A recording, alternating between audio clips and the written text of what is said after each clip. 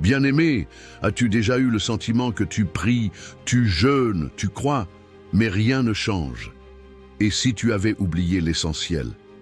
Le livre de Matthieu 18, verset 20 dit « Car là où 2 ou 3 sont assemblés en mon nom, je suis au milieu d'eux. » Mais sais-tu que ce verset parle d'unité de pensée, pas juste de présence physique ou virtuelle? Il nous parle aussi du fait que le nom de Jésus-Christ est fondé sur ton acceptation de sa pensée. Pourquoi? Parce que le diable aussi utilise le nom de Jésus-Christ, comme nous le dit le livre de 2 Corinthiens 11, verset 14. Et cela n'est pas étonnant, puisque Satan lui-même se déguise en ange de lumière. Il n'y a personne dans l'histoire de la terre qui soit plus religieux que le diable. Il croit connaître plus que toi.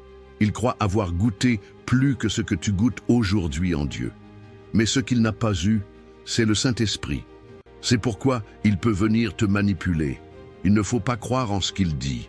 Il dira qu'il croit déjà et qu'il croit connaître Dieu, et c'est ce que la religion enseigne. Mais il ne forge pas de relation avec Dieu. Il peut argumenter sur tout pour avoir raison, mais sans relation. C'est pourquoi la Bible dit dans Jacques 2, verset 19, « Tu crois qu'il y a un seul Dieu, tu fais bien. Les démons le croient aussi, et ils tremblent. Bien-aimé, tu ne peux pas suivre la même trajectoire que le diable. Pourquoi? Parce que connaître tout, argumenter sur tout, mais ne pas forger une relation avec le Seigneur par la pensée de Christ, cela ne vaut rien à ses yeux. En vérité, la pensée de Christ est le point central et la racine de l'unité des sentiments, c'est-à-dire des réflexions.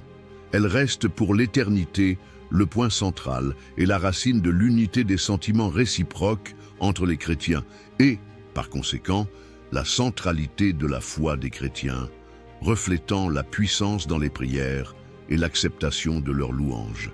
Si tu as compris cela, ne manque surtout pas la suite.